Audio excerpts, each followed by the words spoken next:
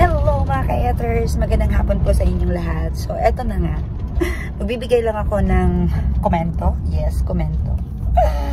Kung bakit hindi pinili ni Dustin si Bianca para maging kaduo niya para sa eto na week.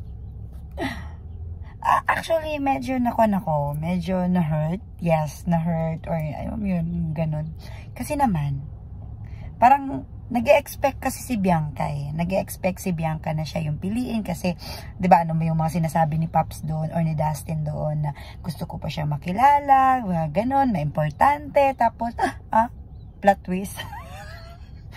Si Cyril yung pinili. Pero gets ko naman kasi kung if ever napiliin ni Dustin si Bianca ngayon, so magiging kaduo na sila, baka hindi na sila magiging duo pag sa Big Four na, 'di ba?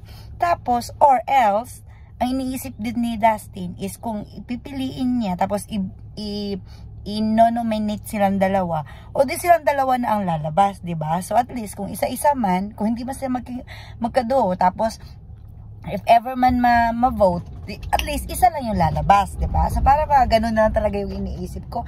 Well naman, nakikita ko hindi naman siya talaga as in importante. Baka hindi lang sa ngayon, baka yun lang talaga yung 'di ba, plano nilang dalawa na wag muna sila magkaduo ngayon, mamaya na pag yung malapit na talaga pang Big Four na talaga.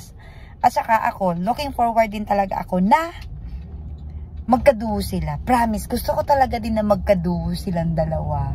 Sana naman. Pero yun lang. Medyo na-hurt ako. Then, ito pa. Na-hurt din ako nung si Will na.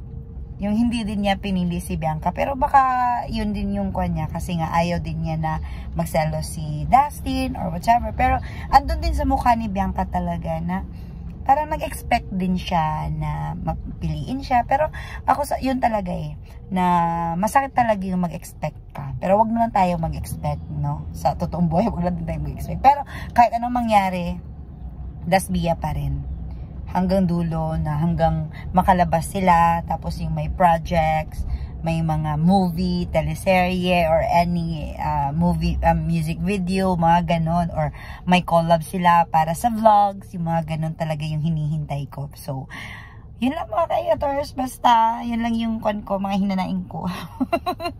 Basta I love them, and then parang hinihintay ko pa rin yung mga mga screen time nila together, kasi yun talaga yung nagpapasaya sa akin this time. Medyo na-stress din ako pag hindi ko nakikita sila na sweet or or may something.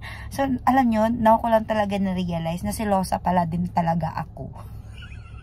Kasi alam nyo, pag may ibang kinukuhaan si Dustin, nagsiselos ako. Parang ako si Bianca Helorte. So, yun ko na-realize na selosa din talaga ako. So, kumbaga, in denial lang. In denial or denial? Denial lang. Sabi, hindi ako selosa, pero in real life talaga, deep inside, selosa. Yes naman. Yes talaga. So, aaminin ko na ngayon na selosa ako. So, yun lang mga ka-etters. Thank you so much for watching. Bye!